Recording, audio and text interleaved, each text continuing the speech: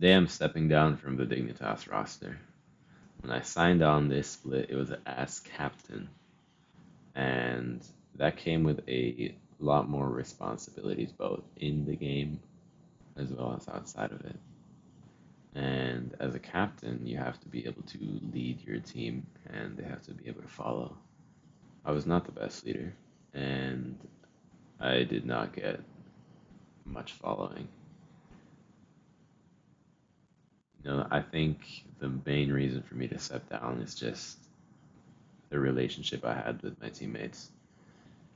Um, Playing in the game, the playstyle that we had is vastly different. It's just very difficult to overcome, especially without having one unified voice coming from a coach to just tell us which the right way to play is.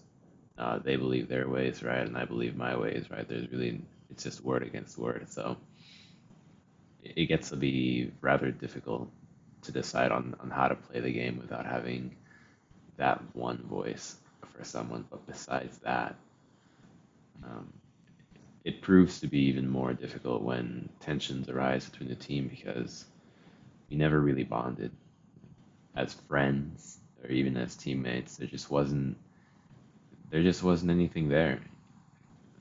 We just didn't connect in anything like outside of the game. There wasn't really a relationship that I could form with my teammates, and I feel like I tried that. I mean, I'd listen and I'd try to do things, but I did not feel the same effort in the return. Maybe they didn't feel it from me, and maybe that was the whole problem, but it's already too late. I've made this decision, and it's just for the best. I think that in the end, a lot of confidence in the play that our team had was gone.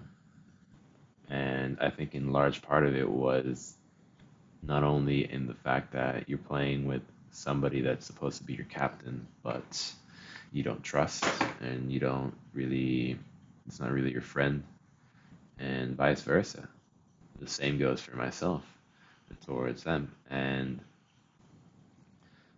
again, I think it comes down to the playstyle. Back in the earlier split, where I believe we went for the first half, our record was 12-2.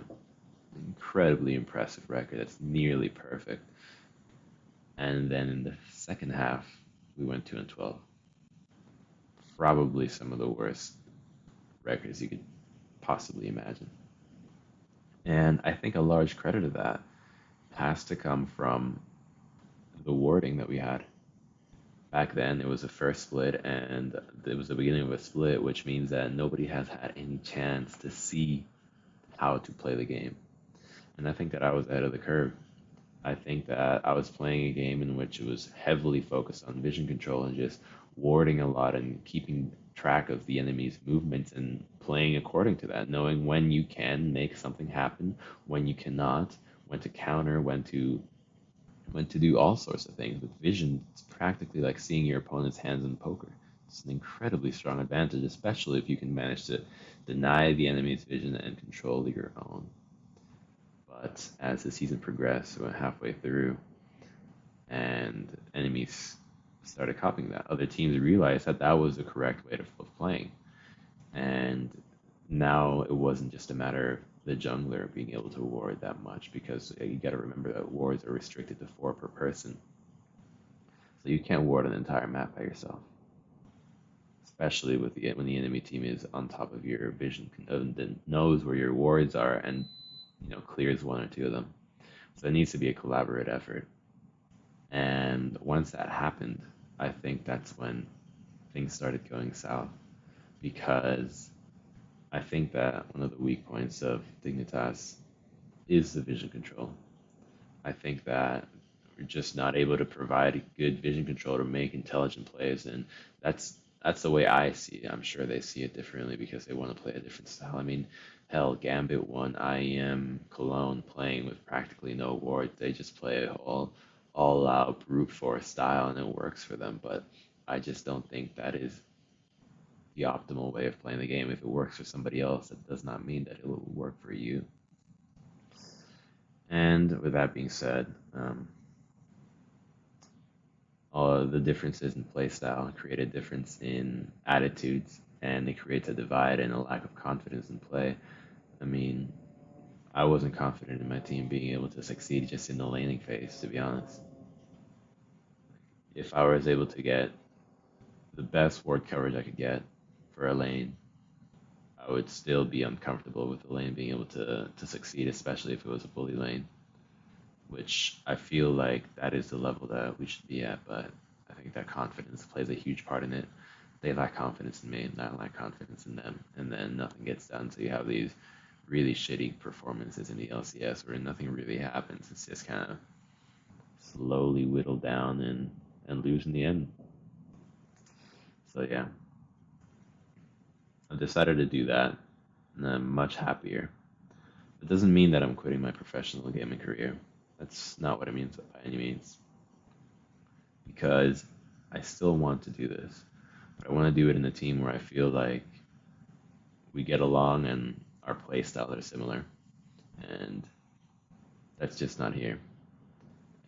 I just see it as sort of a maze. Like if you get into a maze and you hit a dead end, that doesn't mean that you have to go and leave the maze and just not get towards the end result at the end. That just means that you have to go back to the crossroad that led you to that dead end and then just take a different path. And that's what I'll do. Be it joining another team, which is rather unlikely to be honest, especially this split. I mean, all the LCS teams seem to be rather established at this point and very happy with their rosters as far as I know. So more than likely, I'll have to join an amateur team and start going from there. But if I can't do that, or if I see something more lucrative, I'll probably just stay within the esports scene. That's something I really want to do because I really enjoy it here. And I was never able to make much friends with team members or teammates, but always with staff. Like I was always very close to the people that run the whole show. So I'm sure that there is at least one opportunity for me to do something there, and I haven't pursued it yet because of the obviously the abruptness of this decision. But I'm sure that there is that, and if that doesn't pan out, then I'll just go back to Vancouver and and see what I can do from there. You know, join an amateur team and go back, or just do a little bit more exploration about league and just enjoy my time there until I can come back.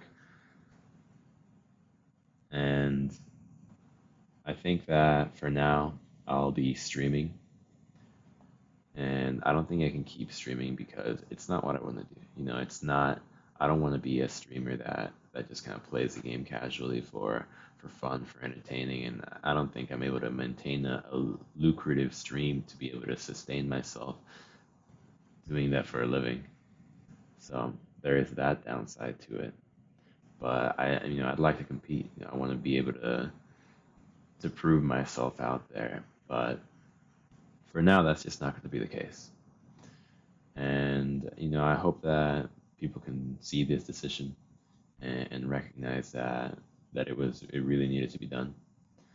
And I think people are going to associate this with, oh, you can handle the pressure.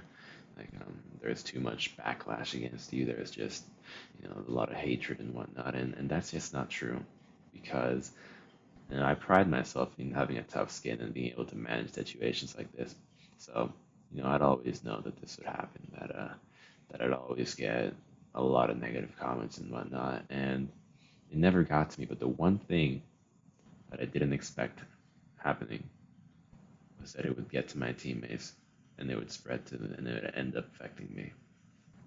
Because you have to remember that when somebody is in a completely different country and comes to another country, you want to absorb it, you want to live what they're living. You want to understand what they're thinking, how they think. I think being part of an LCS player, being an LCS player draws you to Reddit quite a bit. So it was rather annoying knowing that, seeing my teammates just be browsing through thousands of Reddit comments and most of them just targeted at myself, and then I just talked to them, and they were just it was just in the tone and the manner of speaking that you could tell that their thoughts were being affected by the comments that were going on the internet, and then that eventually ruined their confidence in myself, and then their play suffered because of that as well, and everyone's play eventually suffered. But what can you do? Sometimes things are just out of your control, and that's what I'm doing here. I'm just recognizing a situation that is completely out of my control. I think that I've given quite a bit to this and to this team, and I think that it's just like I mentioned with the maze comparison. It's just not the right way for me. So I'll just have to find another way to get to meet my goals. And another thing is that I've really learned a lot. I've really learned a lot about myself and how to be a teammate, and that's something I didn't know before because I used to sail individually, not in a big boat, in a very small boat, for many years, and that doesn't teach you how to be a team, how to handle situations where you have equals. But this does, and I think that in hindsight, a lot of my behavior throughout the entirety of the team was wrong. When you see a teammate down, when you see a teammate struggling, you need to help that person. That person needs like that. You need to help that person. And I'm not saying that I needed help.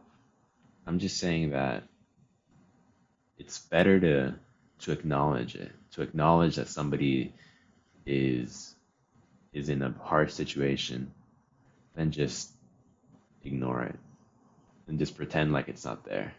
Because that's really the worst thing that could have been done.